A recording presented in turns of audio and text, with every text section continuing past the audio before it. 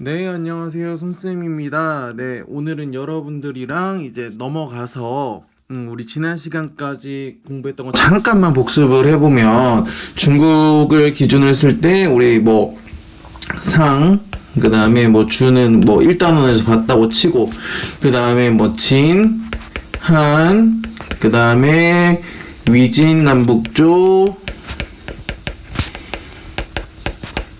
그 다음에 수, 그리고 당까지 봤습니다. 네, 그리고 나서 이제 주제 4로 넘어왔어요. 주제 4에서는요, 여러분들이랑 어디까지 다룰 거냐면, 네, 주제 4는 송, 그 다음에 그 기존에 나왔던 북방민족이었던 뭐 요, 뭐 서하, 금, 그리고 몽골, 그리고 그 다음에 명, 그리고 청나라까지 굉장히 살펴보는데 뭐 명나라 청나라는 뭐 주제 5에서 다루니까 이거는 지우도록 하고요. 네, 몽골까지 일단 여러분들이랑 살펴볼 겁니다. 그 중에서 오늘은 여러분들이랑 송, 서, 금까지 살펴보고요. 그리고 다음 시간에 몽골, 그리고 그 다음 시간에 이제 이 시기에 있었던 이제 한반도와 일본에 대해서까지 살펴보면서 아마 일주일에 한 세 차시씩 이제 쌤이 이제 수업을 업로드를 하는데 그 세 차시에 뭐 중국 2시간 그리고 나머지 1시간이 이제 한반도 일본 요런 식으로 이제 간다고 생각하시면 될 것 같아요. 네, 이제 오늘 이제 송나라 그 정치를 살펴볼 건데 성취 기준을 보시면 송의 정치 사회적 변화를 살펴보고 몽골의 팽창이 아시아와 유럽에 미친 영향을 탐구하는데 그 중에 오늘은 우리 송나라 그리고 그 송나라 시기에 있었던 북방민족까지 한번 살펴보도록 하겠습니다. 그럼 수업 시작할게요. 네, 이제 송나라에 들어섭니다. 이제 당나라가 멸망하죠. 당나라가 멸망하고 여기 5대 19개 분열 상태가 잠깐 있습니다. 그중에 5대 19 5개 나라 뭐 후진, 후량, 후주 뭐 여러 가지 5개 나라가 있는데 그중에 그냥 참고하시라고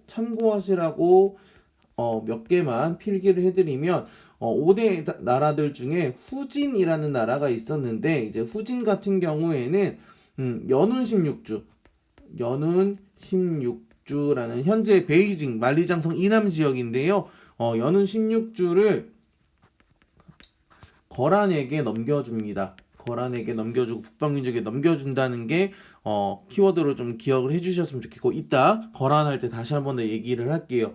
그리고 나서 이제 후주는 후주 출신이었던 조광윤을 기억해 주세요. 왜냐하면 이 후주 출신의 조광윤이 이 5대 10국을 수습을 하고 송나라를 건국하게 됩니다. 우리 지난 시간에 이제 당나라 멸망했을 때 기억나시나요? 당나라가 이제 안사해난 거치면서 어떤 세력이 성장했다 그랬죠?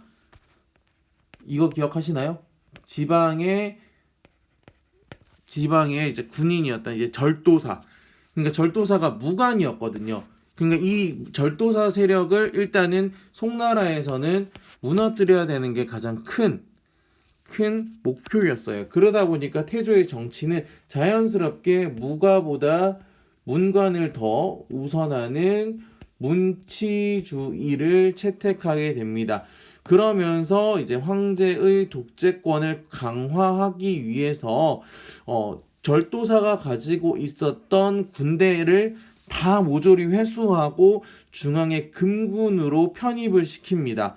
그러니까 자연스럽게 요 조치는 자연스럽게 절도사 세력을 약화시키는 결과가 가지고 오게 되겠죠.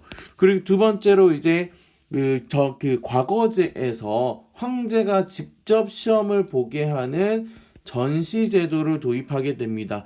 즉 황제가 직접 시험을 출제하고 채점하기 때문에 황제 중심의 황제 입맛에 맞는 신하들이 문관들이 들어오게 되는 거죠.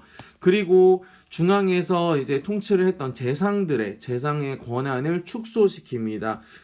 그러다 보니까 자연스럽게 문치주의로 가다 보니 자연스럽게 국방력이 약해지고 그러다 보니까 이것을 해결하기 위해서 돈이 굉장히 많이 들어가게 됩니다. 재정난을 초래하게 되고 왜냐하면은 아까 얘기했지만 이거 연운 16주를 거란에게 주잖아요. 그러다 보니까 이건 이따 뒤에서도 또 다시 한 번 더 얘기할 텐데 국방비와 세패를 지불을 하는 게 바로 이제 전연의 맹약이라는 게 있는데, 전연의 맹약은 이제 거란과 맺은 조약입니다. 평화를 돈으로 산다라고 생각을 하시면 되겠습니다. 평화를 돈으로 산다. 그거는 이따 거란할 때 다시 한 번 더 얘기를 하고요. 여기에 나와 있는 사료 보시면은 황제는 최종 시험장에 불합격된 360명의 이름을 명부에 기준한 뒤 그들을 소견하고 195명을 선발하였다라고 되어 있죠. 그래서 여기 보시면 이게 선거가 이제 시험과 관련된 이야기인데요. 황제가 직접 시험을 보게 하는 전시제도가 성행했다라고 살펴보시면 될 것 같습니다. 그런데 이제 11세기 아까 얘기한 것처럼 전연의 맹약을 맺고 나서 돈이 굉장히 많이 들어가잖아요. 그러다 보니까 재정난에 계속 허덕이게 되고 11세기에 신종이라는 황제가 등장을 했을 때 왕한석이라는 신하가 등장해서 신법이라는 새로운 개혁안을 내세웁니다. 그래서 이 개혁안은 여러분 아래 표에 나와 있는 것처럼 뭐 정리를 해보자면 청묘법, 그 다음에 시역법, 그 다음에 그 모역법, 그 다음에 균수법, 그 다음에 보갑법, 그 다음에 보마법과 같은 여러 가지 개혁안을 등장을 하게 됩니다. 균수법 같은 경우 우리 한나라 때도 등장을 했었죠. 기억해 주시면 되겠고, 즉 부국강병 재정 수입을 확대하기 위해서 굉장히 이런 좀 개혁안을 내세웠는데, 구법당, 이 왕한석을 주도로 하는 당을 이제 신법당이라고 해요. 신법당이라고 하는데, 신법당과 구법당의 대립으로, 그리고 또는 대상인 지주들의 반발로 실패하고 합니다. 그러다 보니 나라의 재정이 확충되기는 어려웠겠죠. 그러다 보니까 이제 이것이 돈이 없다 보니까 다시 이제 금나라가 화북을 점령을 하면서 아예 그 송나라까지 공격을 하는 그런 그런 상황이 이어집니다. 그 송나라와 금이 합세해가지고 이제 그 거란을 공격을 하는데, 그러고 나서 금나라가 송나라까지 다시 공격을 합니다. 요 사건을 우리는 정강의 변이라고 하는데, 정강의 변도 이따 다시 한 번 더 살펴볼 겁니다. 정강의 변으로 인해서 남송 그 수도를 그 카이펑에서 이만으로 천도를 하고 13세기에는 결국 몽골의 침입으로 멸망을 하게 된다라는 게 송나라의 간단한 스토리라고 여러분들 생각하시면 될 것 같아요. 넘어갈게요. 네. 강남으로 내려가게 되면서 강남이 굉장히 크게 개발되고 경제가 발전하는데요. 첫 번째로 살펴볼 거는 농업 발달입니다. 우리 강남 지방에 어떤 강이 있었죠? 그렇죠. 기억하시죠? 창장강이 있습니다. 창장강이 위도도 낮고 강도 길다 보니까 창장강 하류 지역이 굉장히 최대의 곡창지대로 성장을 합니다. 그리고 그러다 보니까 이를 바탕으로 한 지주, 아까 우리 대지주 나왔었죠. 그리고 지주 전호제가 확산이 됩니다. 지주 전호제라고 하면 우리 소장농 이런 개념을 생각을 하시면 돼요. 땅을 가지고 있고 노동력을 제공하는 전호들이 등장을 하게 된다.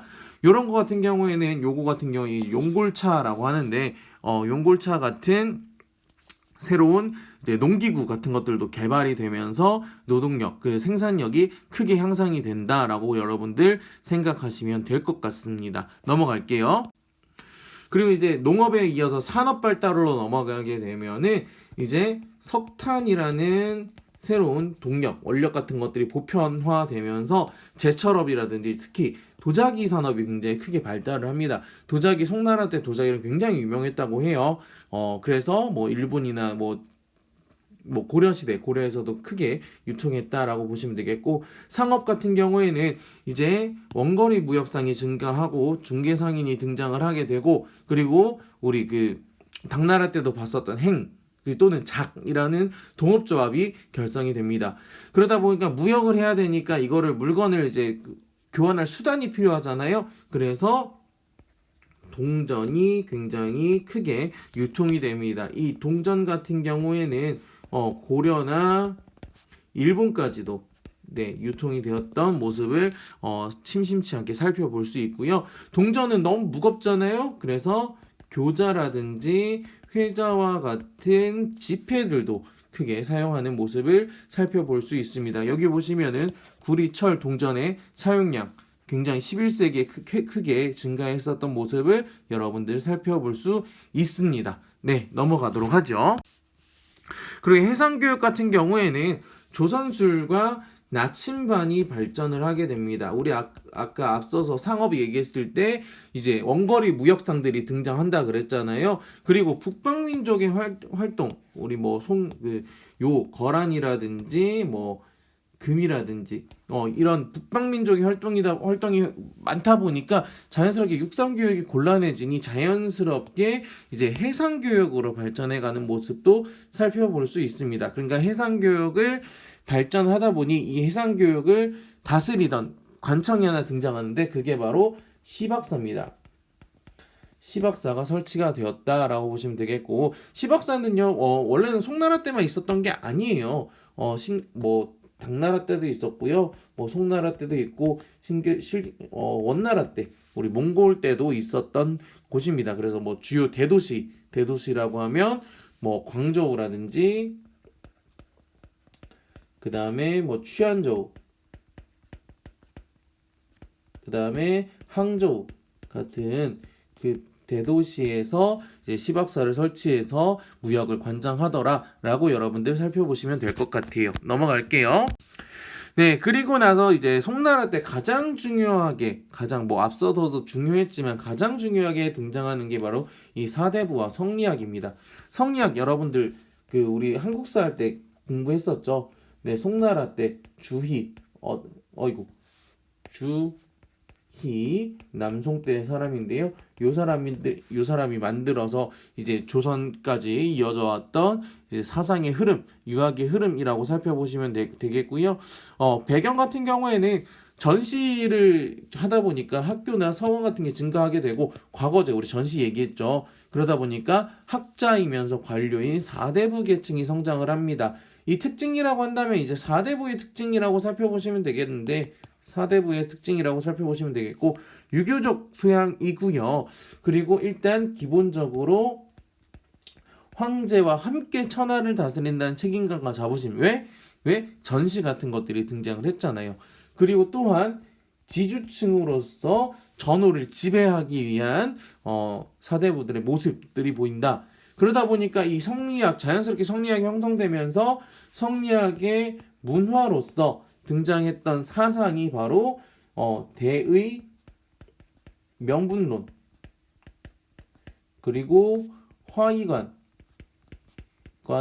중시하게 됩니다. 대의 명분론이라고 하는 거는 그 명분이라고 얘기하죠. 무슨 행동을 할 때는 의도 또는 명분이 있어야 된다라는 거고요. 화의관 같은 경우에는 중국과 이는 오랑캐입니다. 오랑캐. 그러니까 중국과 우리는 너희들이 그 화북을 지배하고 있지만, 금나라 또는 몽골 지배하고 있지만, 그렇지만 중국의 중심은 우리 한족이다라고 하는 사상적인 흐름이 보인다라고 보시면 되겠고요. 사대부들이 쓴 책 중에 대표적인 역사책이 있는데, 요게 바로 자치통감이라는 책도 등장을 했었다라고 여러분들 생각하시면 될 것 같습니다. 기본에 이제 앞서서 봤었던 역사서는 그 기전체 역사서였지만, 자치통감 같은 경우에는 편년체, 그냥 1년 단위에 있었던 일을 그냥 쭉 이제 써놨다 해서 편년체 역사서라고 여러분 살펴보시면 될 것 같습니다. 넘어갈게요.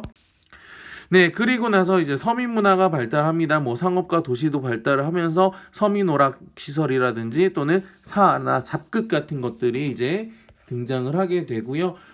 대표적인 것으로 그림이랑 글, 책 하나만 소개를 하고 넘어갈게요. 그림은요, 청명 상하도라는 그림이 있고요. 그다음 글 같은 경우에는 동경 몽화록이라는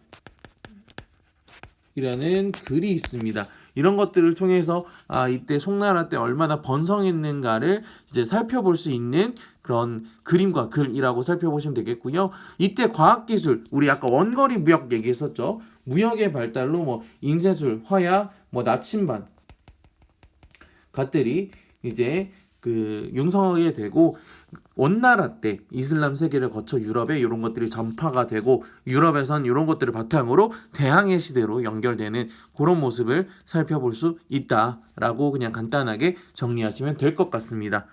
네, 여기까지 이제 송나라에 대한 설명을 이제 끝내고, 이제 요 거란과 이제 그 금 여진에 대해서 간단하게 살펴보도록 하겠습니다. 거란 같은 경우에는 이제 야유라보기라는 보기라는 사람이 이제 거란을 만들고요. 그리고 나서 만들고 나서 바로 이제 발해를 멸망시키게 되고, 앞서 우리 얘기했던 연운 16주를 차지하게 됩니다. 여기 간단하게 좀 확대해서 살펴보면 요 지역인데요. 원래는 만리장성 여기 있죠. 만리장성 보이시나요, 여러분? 만리장성이 요렇게 있습니다. 근데 원래는 이민족이 이제 여기 만리장성 위쪽으로 있었다면, 요 지역 연운 16주를 차지했다는 건 만리장성 이남이잖아요.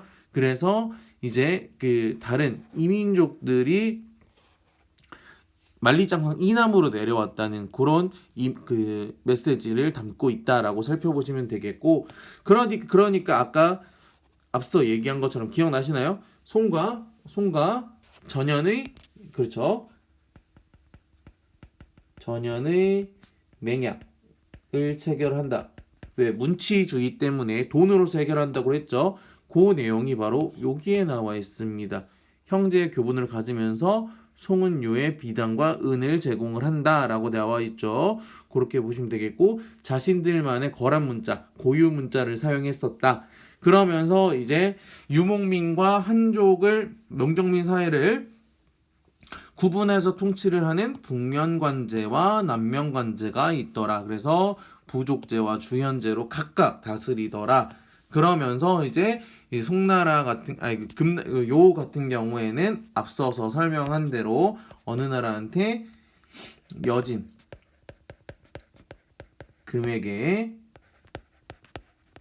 멸망하는 모습을 살펴볼 수 있다.